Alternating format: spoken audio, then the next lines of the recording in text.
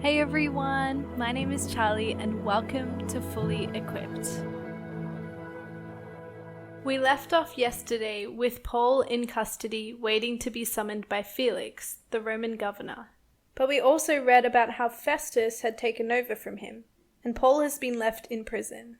In chapters 25 and 26, we read about how Paul is accused again by the Jews, and about how Paul appeals to Caesar to be tried. Paul's case is brought before King Agrippa to be examined and to determine what his charge is, and Paul makes his defense.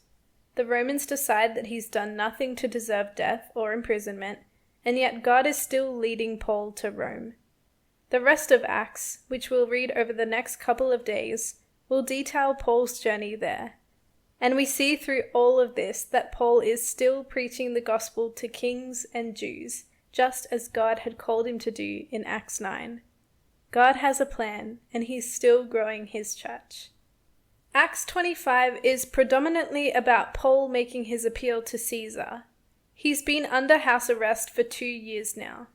The Jewish religious leaders share with Festus, the new Roman governor, their case against Paul. They want him brought to Jerusalem so that they can assassinate him on the way there, just like they had planned to do in Acts 23. Paul knows that the Jews will seek to harm him if he's brought to Jerusalem, so he refuses to cooperate by going there and exercises his right as a Roman citizen to appeal to Caesar. By doing this, it means that Festus can't have him brought to Jerusalem, where Paul would likely be turned over to the Jews and killed. And so Festus agrees to this and allows him to be sent to Caesar. This Caesar would have been Nero, who ruled from 54 to 68 AD. You might remember from Mark that Nero began to persecute the Christians in cruel and twisted ways from 64 AD onwards. But this persecution won't begin for about 5 more years, and the beginning of Nero's reign was somewhat peaceful. Before Paul is sent to Rome, however, Festus brings Paul's case before King Agrippa. Agrippa is the great-grandson of Herod the Great, who was around when Jesus was born. He doesn't rule over the area that Paul's in, but Festus seeks his advice because Festus isn't as familiar with Jewish law and customs. Agrippa, on the other hand, has a lot more understanding. He also rules over the temple in Jerusalem and has the right to appoint the high priest. So he's able to advise Festus on Paul's case. This meeting allows them to formulate what Paul is actually being charged with. Festus explains to Agrippa that he doesn't see that Paul has done anything wrong in terms of Roman law. The Jews are only accusing him of disputes about their religion, but he doesn't think that Paul has done anything evil. And so Paul is brought before Agrippa to be examined. In chapter 26, we read about Paul's defense before Agrippa. Paul's speech is actually more about the gospel than it is about Paul's case. He's evangelizing and preaching the gospel to Agrippa in his own trial. He's fulfilling the purpose that God had given him in Acts 9:15 to minister to kings and Gentiles and Jews. And Luke includes this story about Paul's trial in order to show that Paul was innocent. Paul was not an evil man or a cult leader.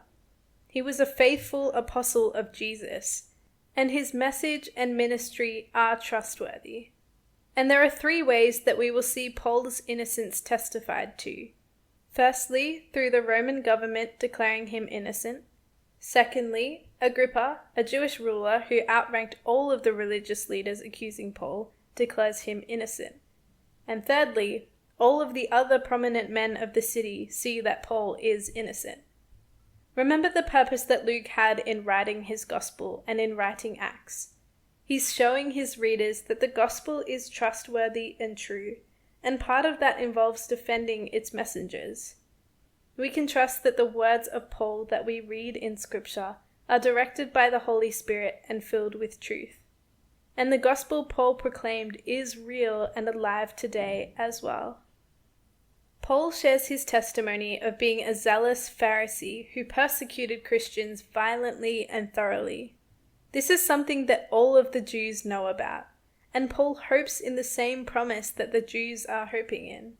He believes in the same scriptures the same promises made to Abraham and Isaac and Jacob, and the same words of the prophets that the Jews believe in. He worships the same God. And just like the Jews, he was also convinced that he had to oppose Jesus and those who followed him. But God met him on the road to Damascus and led him into the truth. His eyes were opened to see that Jesus was the fulfillment of all of those things in the Old Testament. Jesus was the one that the Jews were waiting for. Paul reports Jesus saying, "It is hard for you to kick against the goads." This is a proverb referring to oxen. A farmer would use a sharp stick called a goad to prod their oxen. If the oxen tried to kick and resist, the farmer would use the goad to discipline them. He's saying that Paul could not resist the will of God for his life. It would be useless for him to try to defy God. And God commissions Paul out to bring the gospel to both Jews and Gentiles, that they might have salvation. Paul shares that all people have a chance to receive this forgiveness and salvation. But in order to receive it, they must repent, turn to God, and live for him. Paul also testifies to God's faithfulness to him. In all of the scheming and plotting of the religious leaders, the Holy Spirit has been with Paul, protecting him, empowering him to testify to the same things that their prophets had been declaring for many centuries. Even since the time of Abraham or Moses, all of the prophets had been prophesying about a Savior who would come and suffer and die, but be raised to life. And in his resurrection, he would bring light to all people. Festus is impressed with Paul's knowledge of the scriptures, but he doesn't believe Paul's gospel, and he thinks that Paul is a bit crazy. And that's the reality of preaching the gospel, whether you're doing it in the 1st century or the 21st century. People will think us crazy and foolish, and yet we know that we have received truth and life in Jesus through our faith in him. Agrippa asks Paul if he would have Agrippa convert to Christianity in such a short time. Paul says that he wishes that all who are hearing him today would receive Jesus. Paul's not trying to convert Agrippa to a new sect or cult. He's not wanting him to join a new religion. He actually just wants Agrippa to believe in the words of the prophets that he already believes in. These prophets testified about Jesus. Jesus is the fulfillment of their words. So Paul wants him to know the life and freedom and grace and salvation that Jesus offers him. We don't know whether Agrippa ever put his faith in Jesus, but it's beautiful to see how Paul used his time to defend himself to instead defend Jesus. He knows that his salvation is secure. Now he wants others to receive salvation as well. So for Paul, whatever happens to him is irrelevant, whether suffering or imprisonment or death. What actually matters is whether he's living in the will of God. At the end of this chapter, we see that the people all agree that Paul's done nothing to deserve the punishment that the Jews want to give him. Agrippa says that Paul could have simply been released if he hadn't appealed to Caesar. But now Paul has to be sent to Rome. However, we know that God had a plan for Paul being sent to Rome. Paul's ministry is not over.